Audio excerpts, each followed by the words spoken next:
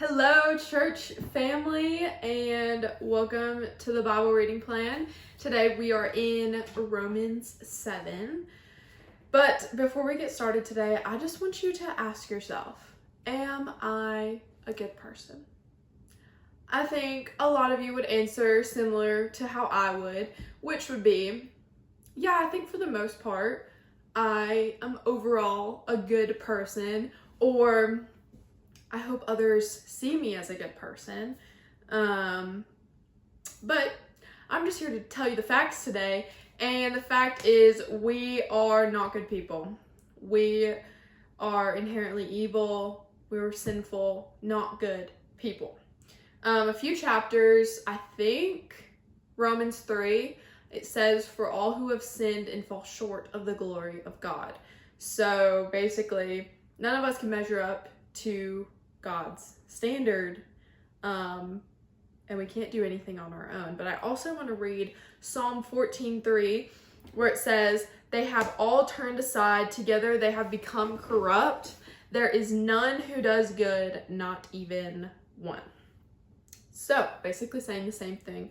And the reason that I mention this, I'll kind of like wrap this back in a second, but Romans 7 is Paul talking about our relationship with the law. And he uses the analogy of marriage, which I love.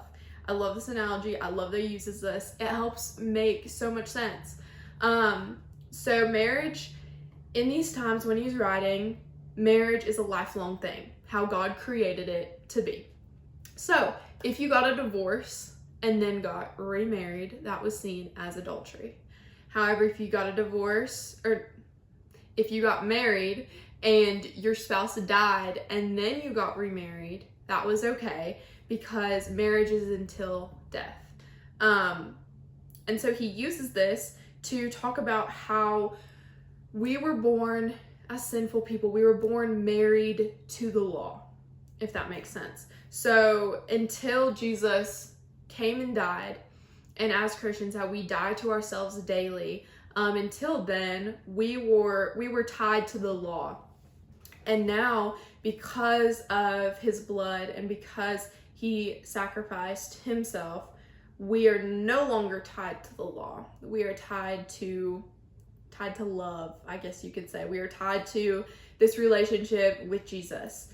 But we don't want to, okay, also I want to let you know, when I'm saying the law, I'm talking about a list of do's and don'ts, you know, this is how we need to live, rights and wrongs, kind of thing. That's when I'm saying the law, that's what I'm referencing. So the law isn't bad. It is not a bad thing, because when we look at the law, we can use it to find places that we may be failing in our lives. So picture it this way: an x-ray. An x-ray is a tool that we use to expose, to be able to see what is inside that we cannot see from the outside, right? And we don't get mad at x-rays for exposing a broken bone, it's like that's what we use it for.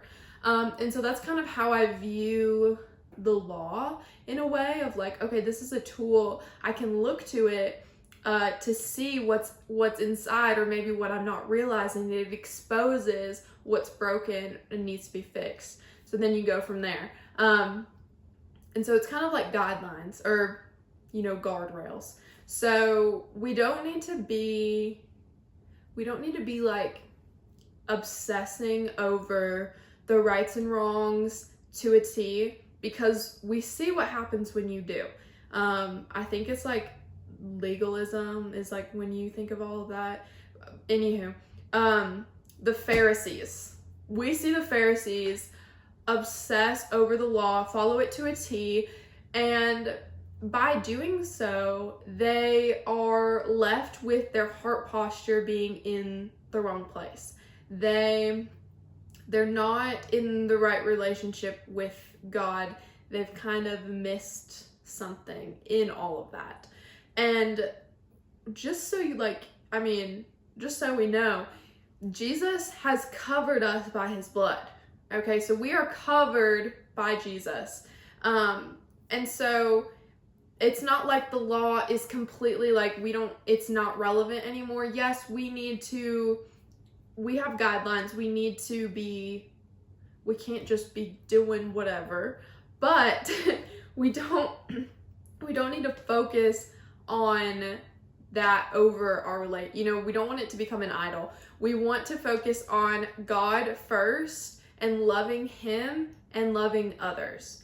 And if we embrace that love, that marriage with Christ, then that's what we need to be doing. I love that Brittany picked me for this chapter too. If you've talked to me for more than 5 minutes, you have probably heard me mention our relationship with God, the church, the marriage between it, how being a vessel of the Lord and a reflection of his bride is like the most amazing thing that we are, able to do as Christians. I love the analogy. I think it's so, God is so smart.